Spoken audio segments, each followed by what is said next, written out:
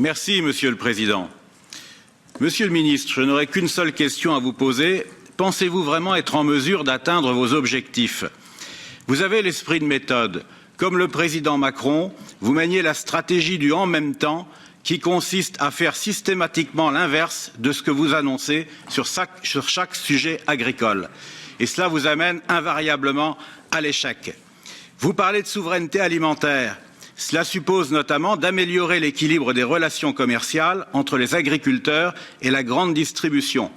Mais comment croire que vous pourrez réussir au niveau européen ce que vous avez raté au niveau français?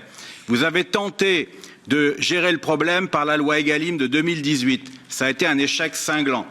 À telle enseigne que vous avez été obligé de faire une session de rattrapage avec la loi Egalim 2 de 2021 qui tente d'imposer la négociation collective.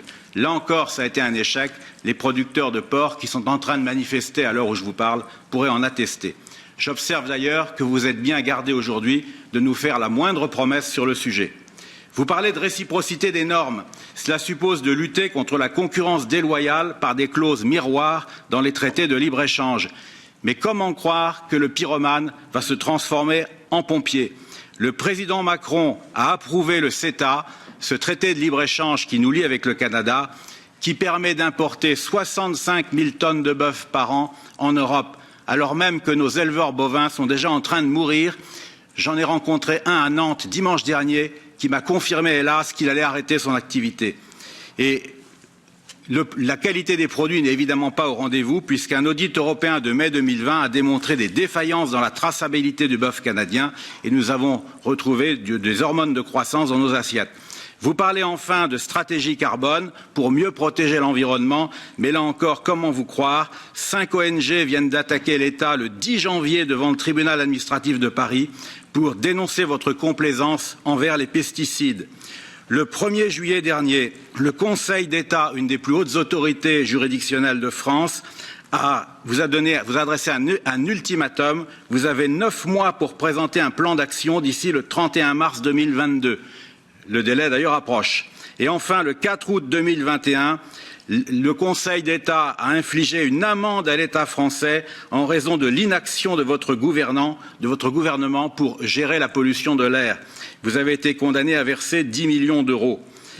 Victor Hugo disait non sans optimisme que la France tient toujours le flambeau des nations. C'était hélas sans compter sur l'impéritie de votre gouvernement.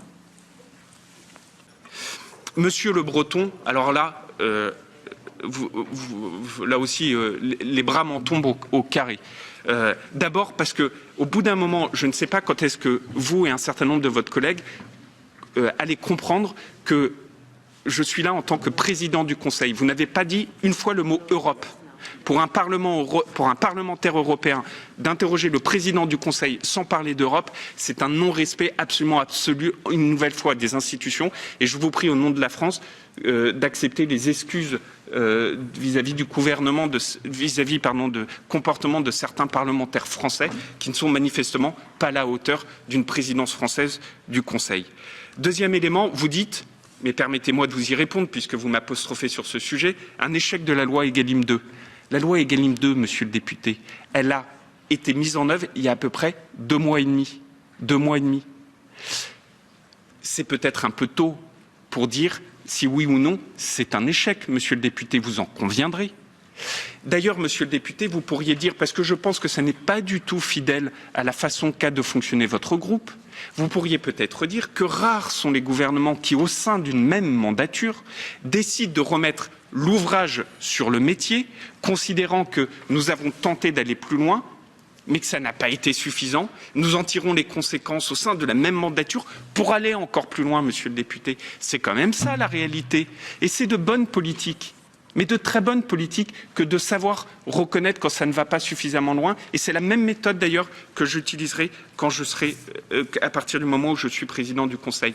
Et monsieur le député, les clauses miroirs que vous évoquez, les clauses miroirs, je ne vous ai jamais entendu, depuis 2 ans que je suis ministre, pas une fois pas une fois, vous mobilisez sur les clauses miroirs des antibiotiques de croissance.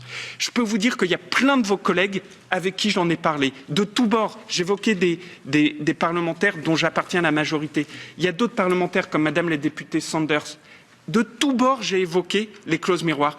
Vous, je ne vous ai jamais entendu. Maintenant qu'il y a une tribune, vous êtes là en train d'apostropher parce que vous avez vu un agriculteur hier. Ça fait 2 ans qu'on se bat, monsieur le député, sur ces clauses miroirs.